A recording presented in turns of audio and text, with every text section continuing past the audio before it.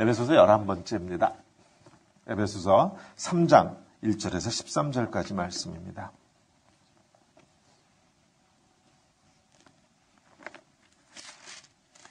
에베소서 3장 1절에서 13절 조금 길죠.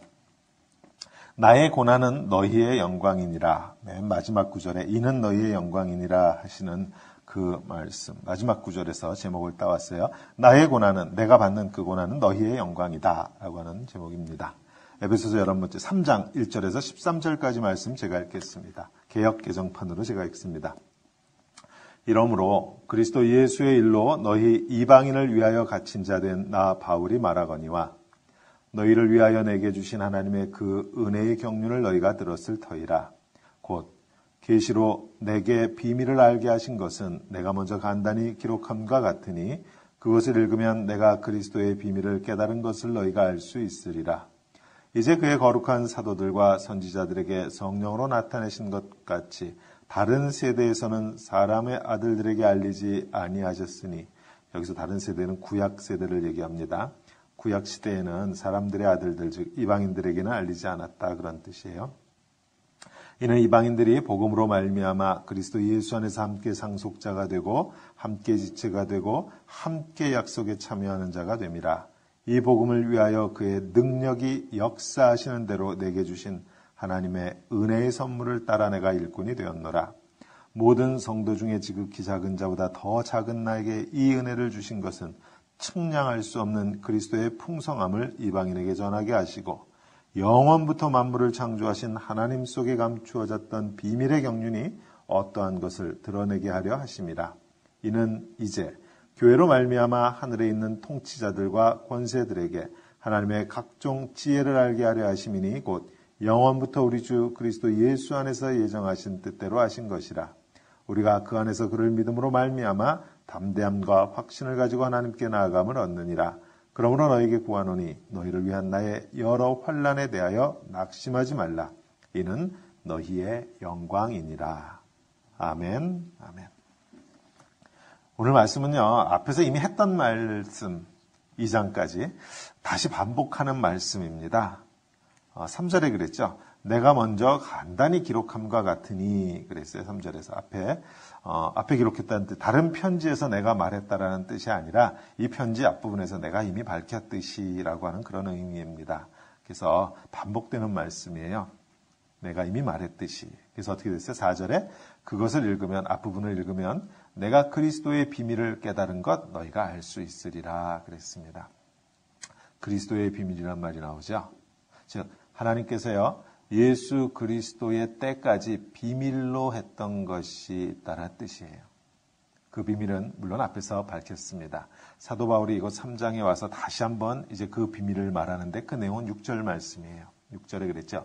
이는 이방인들이 복음으로 말미암아 그리스도 예수 안에서 함께 상속자가 되고 함께 지체가 되고 함께 약속에 참여하는 자가 됨이라 그랬어요. 자, 이방인들이 함께 상속자가 되어 함께 지체가 되어 함께 약속에 참여하는 자가 되어 누구하고 함께해요? 유대인하고죠. 유대인하고 해요. 이방인들이 유대인하고 함께 지체가 되고 약속에 참여하고 상속자가 되고. 저는 정말 이 구절 마음에 들어요. 함께가 왜 이렇게 많이 나와? 함께 가는 교회에 딱 맞는 구절인 것 같아요. 자, 이게 비밀이었다 그랬습니다. 언제까지 비밀이에요, 이게? 예수 그리스도가 오시기까지 비밀이었어요. 그래서 예수 그리스도의 비밀이다 그랬습니다. 그 전에 밝혀지지 않았던 거예요. 사실 하나님의 뜻은요, 비밀 아니었습니다. 하나님께서 아브라함 부르시면서 세상의 모든 족속들이 너를 통해서 축복받게 될 것이다. 축복의 통로가 되겠다. 그렇게 말씀하셨을 때부터 이미 하나님 뜻은 드러났어요. 하나님이 애굽에서 종살이하고 있는 히브리 백성들을 구원하실 때 하나님께서 이스라엘을 하나님의 백성이다. 너희는 내 백성이다 하면서 특별히 선택하신 이유도 6절과 동일한 이유예요. 너희를 통해서 이 땅의 모든 족속들이 복을 받는 것. 이스라엘과 이방인들이 함께 상속자가 되고 함께 지체가 되고 하나가 되고 함께 약속에 참여하는 하나님의 약속을 받는 그러한 자들이 되게 하시기 위해서 그래서 하나님은 이스라엘이라고 하는 아주 작고 연약한 민족을 선택하셨어요. 그러나 아담이 불순종했듯이 이스라엘도 불순종하고 말았습니다. 물론 하나님은요, 아담의 불순종에도 불구하고 또한 이스라엘의 불순종에도 불구하고 하나님의 뜻을 이루시는 분이세요. 이 세상이 결국은 하나가 되어서 하나님의 뜻에 순종하는 하나님 나라를 만드는 그 하나님의 꿈은요, 우리가 불순종한다고 해서 좌절되는 그런 꿈이 아니에요. 하나님 자기 꿈을 이루세요. 반드시 이루어집니다, 하나님의 꿈은. 그러나 그 하나님의 꿈이 앞에서 보았듯이 온 우주 만물이 통일되는 그 하나님의 계획이 어떻게 해서 그럼 이루어질 것이냐, 그건 아무도 몰랐어요. 그건 아무도 몰랐습니다. 10절에 의하면 오늘 그러죠. 하늘에 있는 통치자들과 권세들까지도 몰랐다, 그런 말씀을 합니다. 10절에서. 쉽게 설명하면요, 하늘에 있는 천사들도 몰랐다, 그런 뜻이 될 거예요. 왜? 하나님께서 그거 비밀로 하셨거든요. 본문에서 아까 본문 읽으면서 5절에 설명했죠. 다른 세대에서는 사람의 아들들에게 알리지 않으셨다, 그렇게도 말씀하셨어요. 즉 구약시대 사람들에게 이거 알리지 않으셨어요. 즉 예수 그리스도가 이 땅에 오시기까지 아무도 베들레헴이라고 하는 유대 땅에 그 아무 이름 없는 시골 촌구석의 말구유로 어린아이 하나가 태어나서 하나님의 뜻에 순종하여 십자가까지 짊어지고 마침내는 그 죽음을 하나님께서 다시 살리시는 그 원대한 계획은요, 하나님 외에는 그 누구도 꿈조차 꿀 수 없었던 비밀이었습니다. 우리 가운데 오신 예수 그리스도, 즉 메시아는요, 유대인의 메시아일 뿐만 아니요, 이방인을 위한 메시아이기도 했죠. 그 안에서, 즉 예수 그리스도 안에서 유대인과 이방인이라고 하는 그 거대한 담장이 무너지게 되었고, 새로운 창조물, 즉 예수 그리스도를 머리로 하는 교회를 통해서 하나님의 계획이 드러났어요. 드디어 예수 그리스도가 오심으로 인해서 이 하나님의 계획은 하나님의 백성인 이스라엘이 하나님의 말씀에 순종하는 데 실패했기 때문에, 그래서 하나님이 할 수 없이 야, 안 되겠다, 빨리빨리 계획안을 다시 만들자, 그렇게 생겨난 계획 아니라고 그랬습니다. 이미 영원 전부터 하나님 가슴에 청사진으로 있었던 예수 그리스도 자기 아들을 통하여 이루어질 그 하나님의 나라, 교회, 이것이 하나님의 비밀이라고 그랬는데 9절하고 11절에서는 오늘 그랬죠.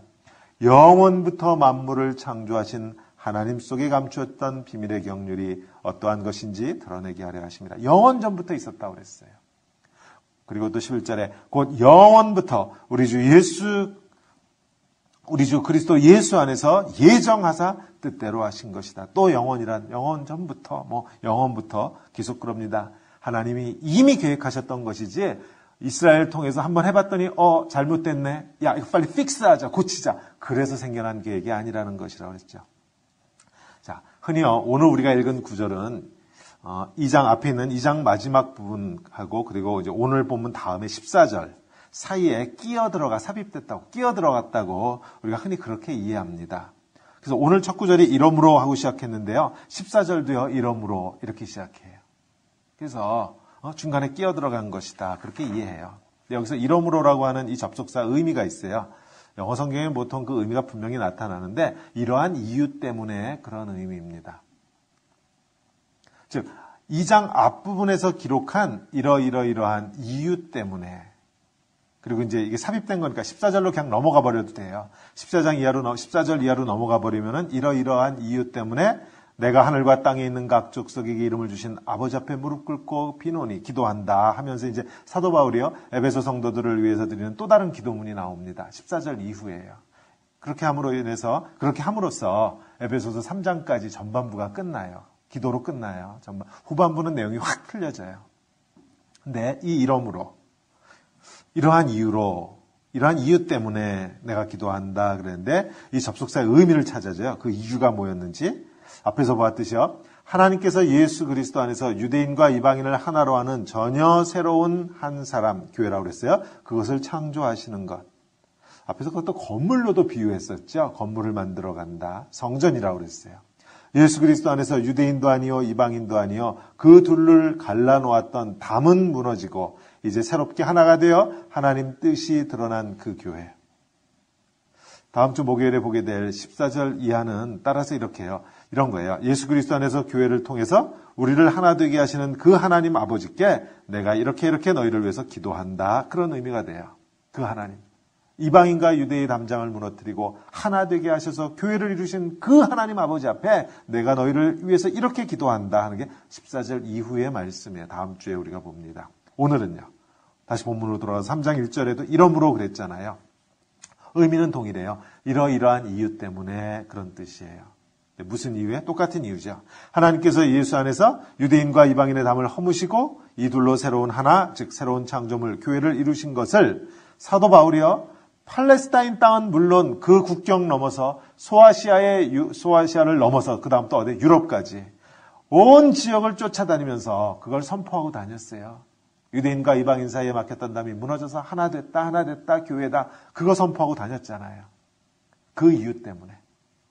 짧게 말하면 그 예수 그리스도 인해서 사도 바울이 지금 어떻게 되었다 그래요? 1절에서. 이러므로 그 이유 때문에 그리스도 예수의 일로 너희 이방인을 위하여 갇힌 자 된 나 바울이 말하거니와 그랬죠. 갇힌 자 된 나 바울, 즉 감옥에 갇혔다는 뜻입니다. 지금. 이방인들에게도 하나님의 은혜가 미치게 되었다고 이제는 유대인하고 이방인하고 구분이 사라졌다고 그 말 해가지고요. 즉 예수 그리스도 안에서 새롭게 드러난 그 복된 소식, 복음을 전하고 다니는 바람에 유대인들로부터 쫓기는 신세가 되었죠. 유대인들이요, 이 바울을 눈의 가시처럼 여겨서 어떻게 해서든지 죽이려고 했어요. 사도행전에 보면 그렇죠. 죽이기 전엔 밥도 안 먹겠다는 자들이 있었습니다. 근데 그게 잘 안 됐어요. 아무리 해도. 그러니까 이제 어떻게 해요? 로마 당국의 손을 빌어서라도 바울을 죽이려고 했지만 그것도 잘 안 되고 하여튼 그래서 지금 사도 바울이 어디가 있어요? 로마 감옥 안에 갇혀 있는 것이에요. 로마 감옥 안에. 사도행전 맨 마지막에 보면 사도 바울이 죄수의 신분이 되어서 로마 감옥에 갇히는 이야기로 사도행전이 막을 내립니다. 그래서 에베소서를요, 흔히 옥중서신 중에 하나다 그래요. 옥중에 있으면서 쓴 서신서예요.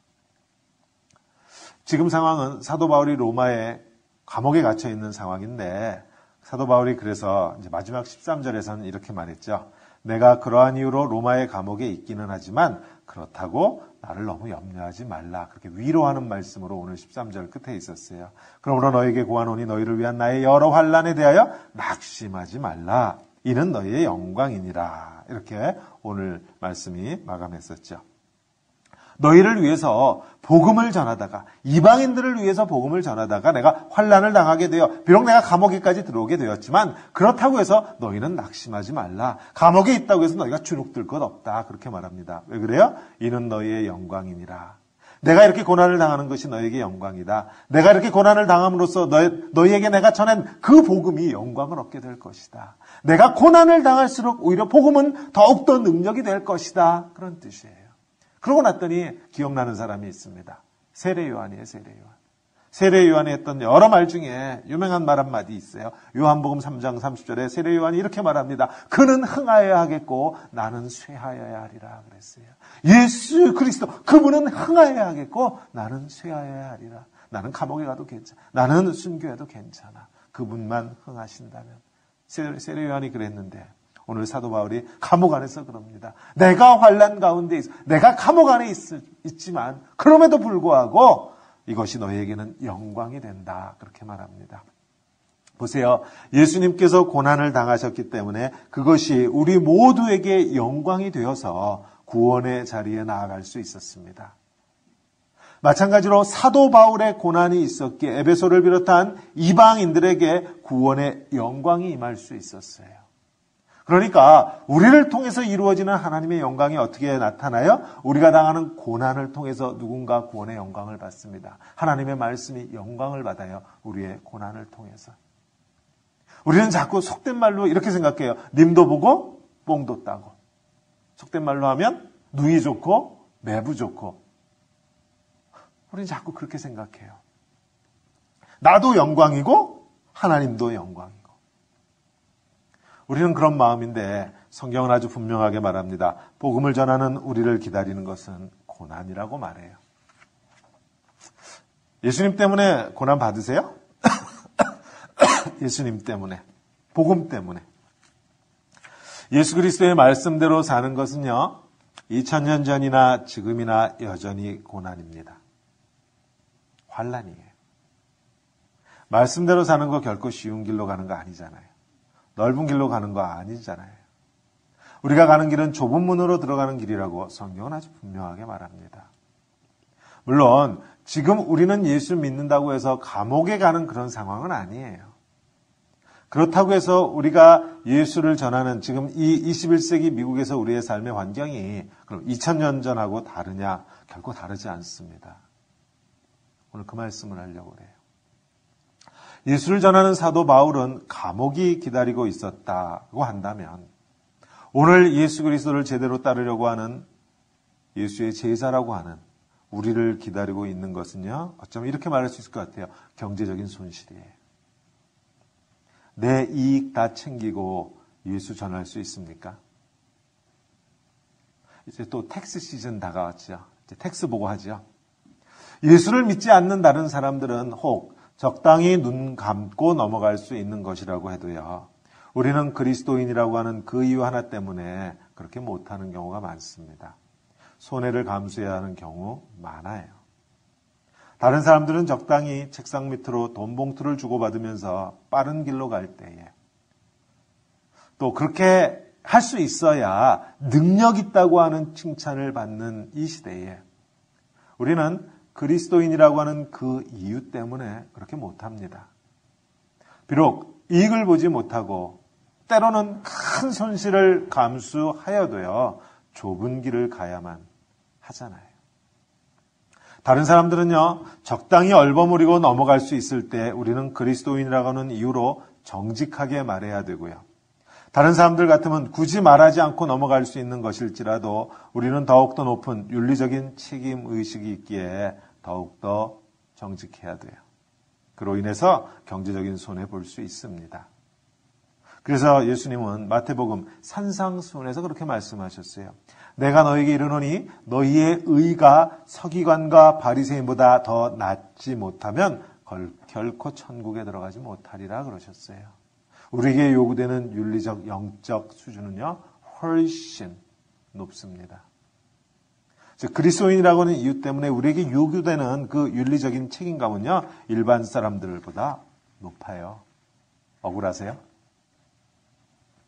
혹 우리가 다른 사람들하고 다르지 않은 방법으로 비즈니스를 한다든지 혹 우리가 다른 사람들하고 다르지 않은 방법으로 관계를 맺어 그래서 미워하기도 하고 싸우기도 하고 원망하기도 하고 시기하기도 하고 혹 우리가 다른 사람들하고 다르지 않은 방법으로 자식들 교육을 시키고 혹 우리가 다른 사람들하고 다르지 않은 방법으로 살면서 내가 그리스도인이라고 해봐야 내 속에 있는 내가 나를 그냥 놔두지 않습니다.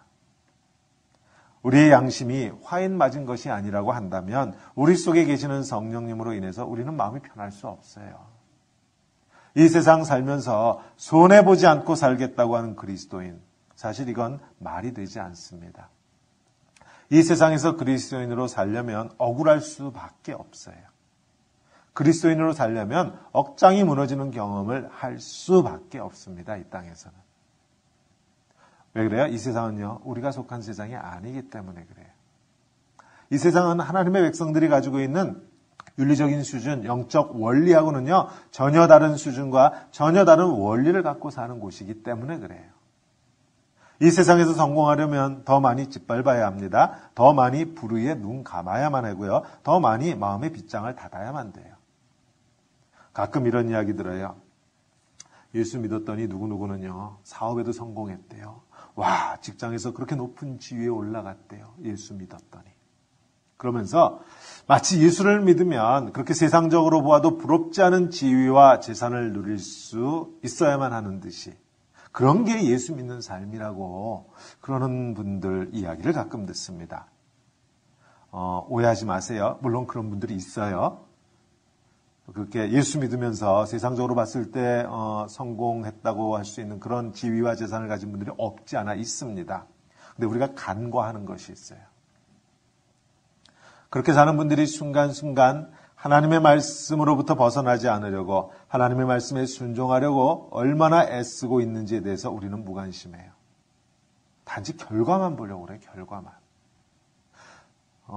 아세요? 그 세계무역센터 수석 부총재로 계시는 이희돈 장로님이라고 계세요. 그분 간증 들어보셨어요? 계속 나오고 있죠. 요즘 크리스천 타임즈에. 혹 원하시면 제게 말씀하세요. 제가 듣던 CD 드릴 테니까요. 좀 많아요, 분량이. 정말로 세상적으로 보아도요, 남부럽지 않은 지위와 재산을 가진 장로님이세요. 남부럽지 않은 정도가 아니에요, 사실은. 그런데 그분의 순간순간의 삶이 어떠한 삶인지 우리가 꼭 보아야만 합니다. 단순히 예수 믿으면 하나님이 저렇게 복 주시더라. 아니에요. 그 이던 장로님이 걸어온 그 삶의 걸음걸음은요, 정말 나도 저렇게 살 수 있을까, 목사지만 그런 삶이에요. 그 삶의 걸음걸음은 보지 않으려고 그러고, 단지 결과적으로 이렇게 저렇게 하나님이 축복해 주셨더라만 강조하면은요, 우리는 하나님을요, 무당히 믿는 잡신과 구분하지 못하는 것입니다. 그리고 하나님 말씀에 순종했다고 해서 모두가 다 그 장로님처럼 지위와 명성을 갖게 되는 것도 아니에요. 사도 바울을 보면 딱 그렇잖아요. 사도 바울은 결국 감옥에 갇혀서 그 피와 그 눈물을 흘렸어요. 우리는 비록 감옥에 갇혀 있지는 않지만 우리도 사도 바울과 똑같이 환난 속에서 살아요. 왜 그래요? 그리스도인이니까. 그리스도의 일로 우리 역시 갇힌 자들이에요, 사실은. 이 세상에 사는 동안 우리는 어찌 되었거나 갇혀 사는 자들입니다. 세상 사람들하고 똑같은 경기 규칙을 가지고 우리 경기하는 사람들은 아니에요. 훨씬 더 엄격한 규칙이 우리에게 적용된다고 할 수 있어요. 물론 그 규칙을 순종하는 게 우리에게 자유를 주는데 그건 좀 다른 이야기고, 이 경쟁이라고 하는, 세상에서의 경쟁이라고 하는 측면에서 봤을 때 우리가 가지고 있는 경기 규칙하고요, 세상 사람들이 가지고 있는 경기 규칙이 달라요. 그러니까 우리가 이미 이 땅에서 사는 것은 이미 갇혀서 사는 것이에요. 그래서 사도 바울이 뭐라 그래요? 자기 자신을 죄수의 몸이다, 그렇게 말합니다. 다시 3장 1절 맨 앞으로 갈게요. 우리말 번역은 그 의미가 지금 1절에서 잘 전달되지 않는데 대부분 영어 성경은 이렇게 되어 있어요. The prisoner of Jesus Christ, 이렇게 되어 있습니다. 뒤에 가면 4장 1절에도 그랬죠. 주 안에서 갇힌 나다, 그렇게 되어 있어요. The prisoner of Jesus Christ. 예수 그리스도의 죄인 된 거예요. 예수 그리스도로 인해서, 예수 그리스도 안에서, 번역이야. 그런데, 자, 이게 무슨 뜻인가 하면요. 내가 로마인들에 의해서 감옥에 갇혀 있는 거 아니라는 뜻이에요. 내가 유대인들로 인해서 감옥에 갇혀 있는 것도 아니라는 뜻입니다. 내가 감옥에 갇혀 있기는 해요. 근데 이것이 유대인들이 그러려고 해서 내가 감옥에 간 거냐? 아니라는 거예요. 사도 바울은 단언합니다. 그럼 로마인들이 나를 감옥에 가둬두려고 해서 그래서 내가 지금 감옥에 있는 것이냐? 그것도 아니라는 것이에요. 그럼 뭐예요? 예수 그리스도로 인해서. 즉 예수 그리스도 안에서 이제 비로소 드러난 그 복음을 위한 하나님의 뜻에 따라서 지금 나는 감옥 안에 있다, 그것뿐이라는 것이에요. 우리도 마찬가지입니다. 우리가요, 경제적으로 손해를 봐요. 그러다 보면 때때로 이런저런 환난을 당하게 되고, 그것이 세상 사람들이 그러려고 해서 그런 것이 아니다라는 것이에요. 내가 처하게 되는 이 감옥과 똑같은 이 환난과 이 상황 속에서도 복음을 전하게 하시려는 하나님의 뜻에 따라 내가 지금 이 상황에 들어와 있다는 것뿐이에요. 지금 처한 상황이 어떠한 상황이 되었든지, 지금 내가 처한 바로 이 상황은 하나님께서 예수 그리스도 안에서 그 비밀을 밝히 드러내신 그 복음, 그걸 전하기 위해서 하나님께서 나로 여기 있게 하셨다라는 사도 바울의 신앙 고백입니다. 예수 그리스도의 죄인이라고 했어요. 물론 때로요, 우리는 우리 죄 때문에, 우리의 허물 때문에 감옥에 갈 수도 있어요. 내가 잘못한 일로 인해서 경제적인 손실을 입을 때도 있어요. 내 잘못으로. 또는 그럴 때도 있죠. 나는 잘못하지 않았음에도 불구하고 경제적으로 손해를 보기도 하고 감옥에 가는 경우도 있어요. 억울하죠, 물론.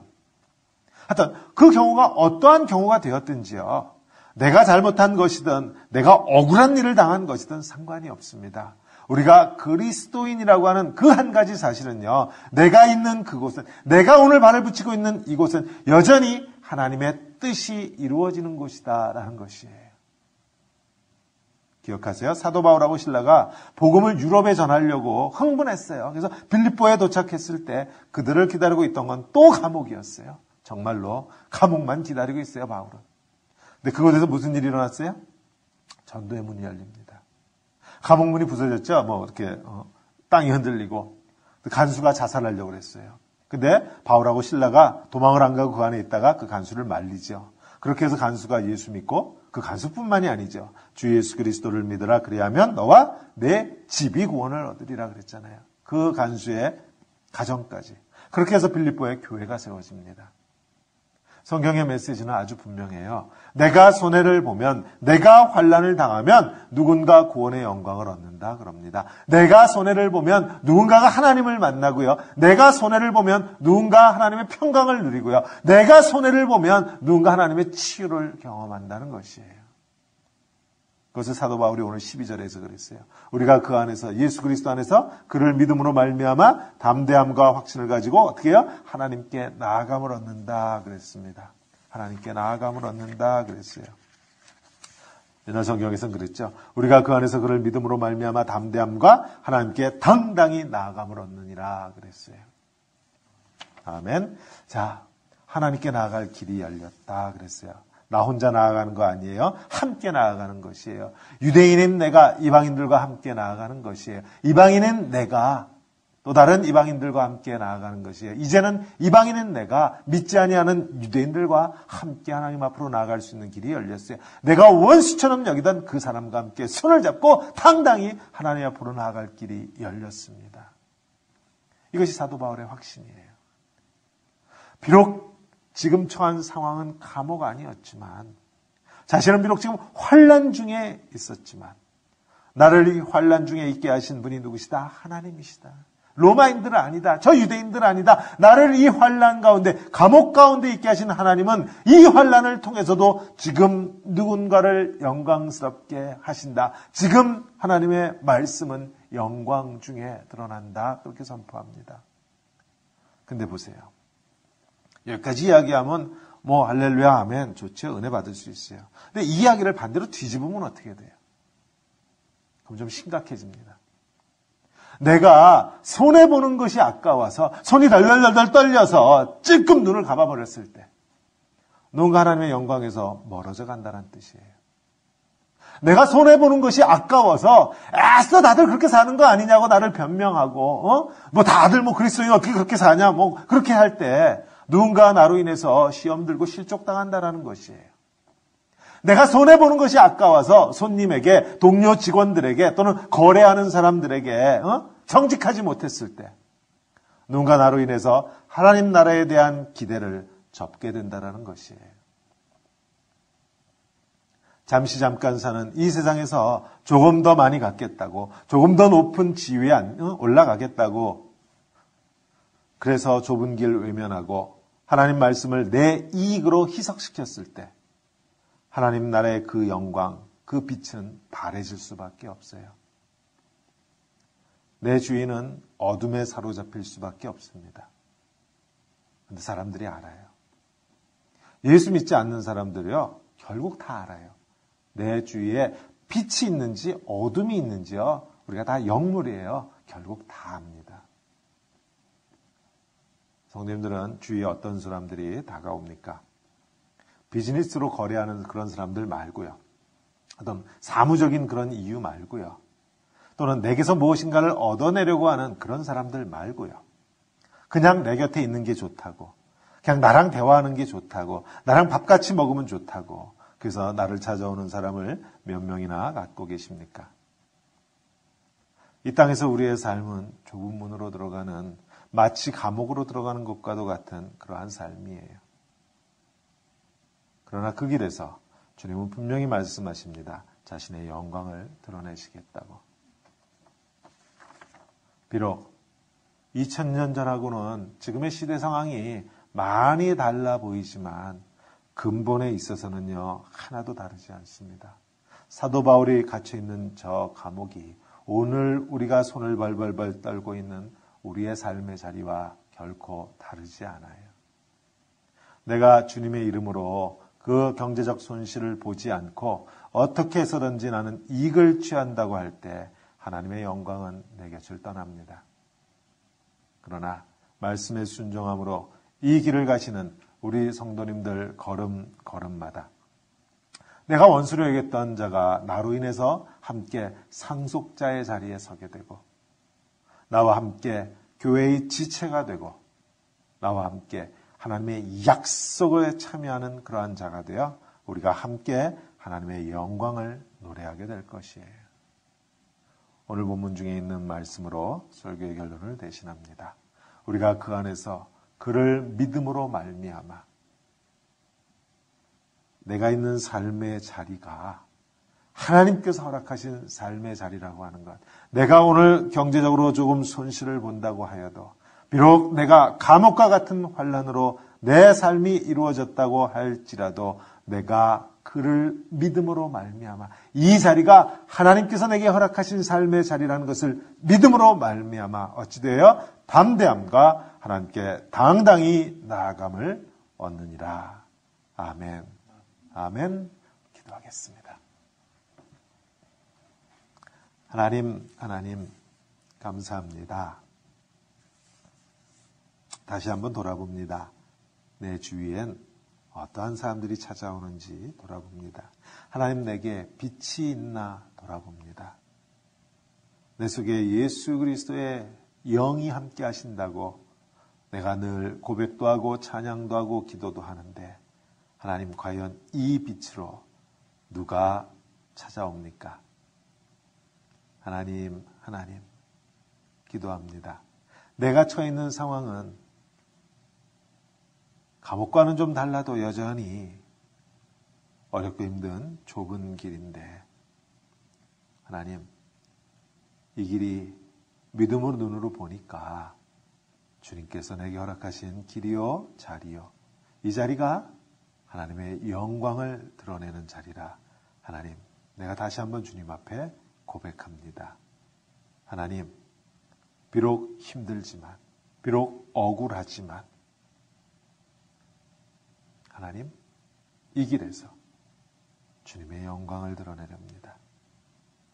하나님 우리의 무릎을 세워주시고 걸음걸음을 지켜주시고 하나님 이 길에서 우리가 손을 잡고 마음껏 우리 주님의 영광을 노래할 수 있도록 하나님 이 교회를 축복하여 주시옵소서. 우리 가운데 함께 하시는 주 예수 그리스도의 이름을 높여드리옵고 예수님 이름으로 기도하였습니다. 아멘.